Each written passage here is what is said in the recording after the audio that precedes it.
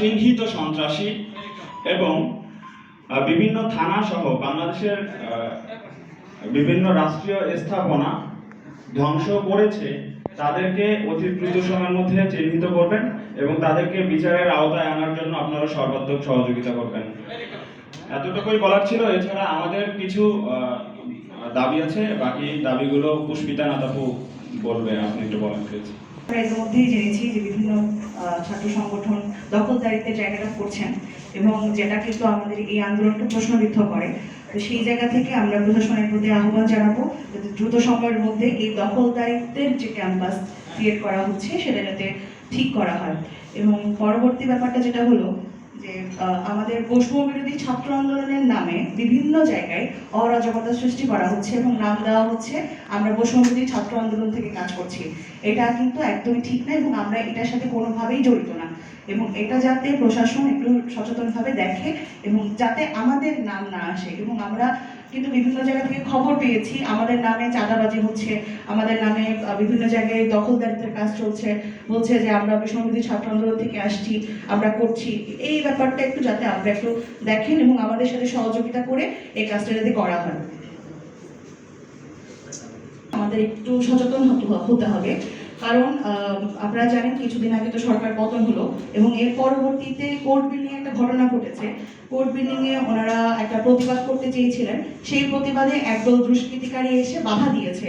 তো আমরা তো বৈষম্য বিরোধীর কথা বলছি, তাহলে সেখানে একটা গণতান্ত্রিক চর্চা থাকবে, এটাই আমরা জানি। তাহলে সেই জায়গা থেকে এই গণতান্ত্রিক চর্চায় কোনো রকম বাধা সৃষ্টি করা যাবে না। আর এই ধরনের বাধা যারা সৃষ্টি করতে আসবে তাদের বিরুদ্ধে আমাদের পদক্ষেপ নিতে হবে। এটাকে একটু আপনি ইলাবোরেট করবেন? প্রোগ্রাম করার কথা ছিল, আইনজীবীরা প্রোগ্রাম করেছিলেন, সেই প্রোগ্রামে হচ্ছে আমি যতটুকু জানি যে এখানে কিছু সাইনবোর্ড লাগানোর চেষ্টা করা হয়েছে। এখন এই মুহূর্তে যদি কেউ গিয়ে যদি এই আপনি যেটা বলছেন আগে পয়েন্টে যে দখলদারিত্ব, যদি হঠাৎ করে কেউ সাইনবোর্ড লাগাতে চায় সেটা কিন্তু একটা দখলদারিত্বের ব্যাপার চলে আসে, তখন যদি কেউ বাধা দেয় তখন কিন্তু বিরোধ তৈরি হবে। হ্যাঁ, এই বিষয়গুলোতে আপনি কাইন্ডলি একটু খোঁজ নেবেন। হ্যাঁ, একটু দয়া করে আপনারা একটু মানে অথেন্টিসিটিটা একটু যাচাই করবেন প্লিজ। না না, সেই অথেন্টিসিটিটা আমাদের আছে, মানে এই যে এরকম কিনা আমি যেটা বললাম এরকম কিনা আমি বলি। এর আগে হচ্ছে যেমন একটা প্রতিবাদ সমাবেশ করছিল, আমরা যেটা শুনেছি। হ্যাঁ, প্রতিবাদ সমাবেশ করছিল, সেই প্রতিবাদ সমাবেশ হচ্ছে করতে দেওয়া হয়নি।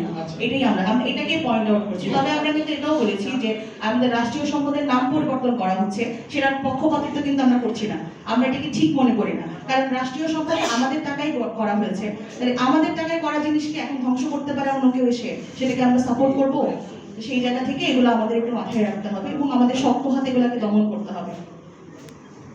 উল্লেখ করতে চাচ্ছি, মূলত অনেকেই চট্টগ্রাম শহরের নিরাপত্তা নিয়ে কথা বলেছে, তবে এখানে যে বিষয়টি খুবই গুরুত্বপূর্ণ, চট্টগ্রাম শহরের আশেপাশে যে সমস্ত উপজেলা আছে, বিশেষ করে পটিয়া, বোয়ালখালী, হাটাজারি, রাউজান, রাঙ্গুনিয়া, বিশেষ করে রাউজান এবং রাঙ্গুনিয়া, এই সমস্ত এলাকা থেকে আমি যেহেতু নিরাপত্তা এবং শৃঙ্খলা টিমের সমন্বয় হিসেবে দায়িত্ব পালন করছি, এই সমস্ত এলাকা থেকে আমাদেরকে অনেক রিকোয়েস্ট আসতেছে এই সমস্ত এলাকায় নিরাপত্তা জোরদার করার জন্য।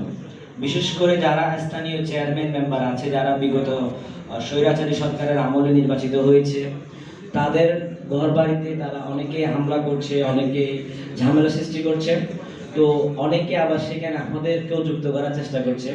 তো বিষয়টি হচ্ছে আমরা এখন কারোর প্রতি কোনো আক্রোশ নাই, আমরা চাচ্ছি বৈষম্য বিরোধী ছাত্র আন্দোলন সবাইকে নিয়ে নতুনভাবে একটি বাংলাদেশ বিনির্মাণ করবে।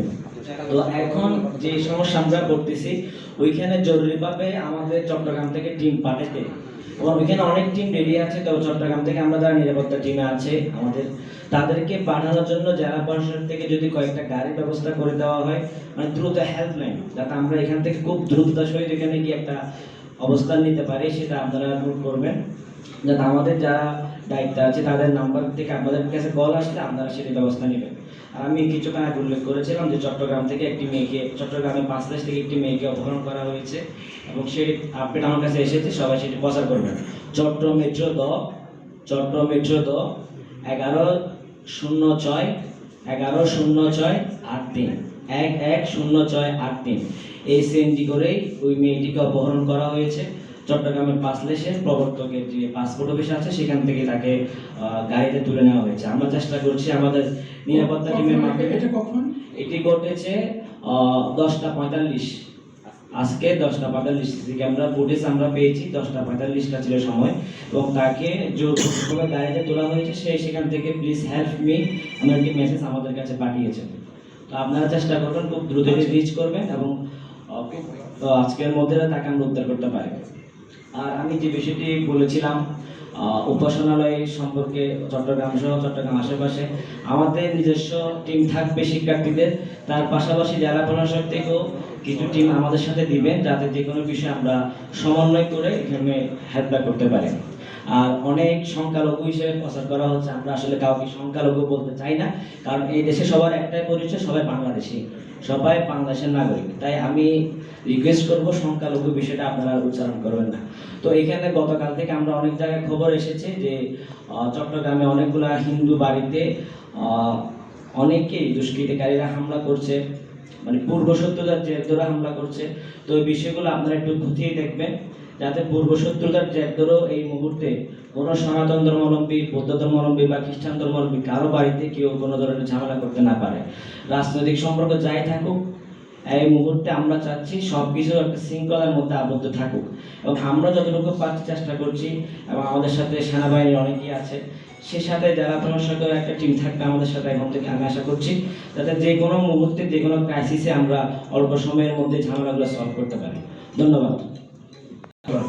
যাতে জনজীবনের যে অনিরাপত্তার যে বিষয়গুলো আছে এগুলো দ্রুত সময় কেটে ওঠে, বিশেষ করে পুলিশ প্রশাসনকে যত দ্রুত সম্ভব গতিশীল করা যায় বা কার্যকর করা যায়।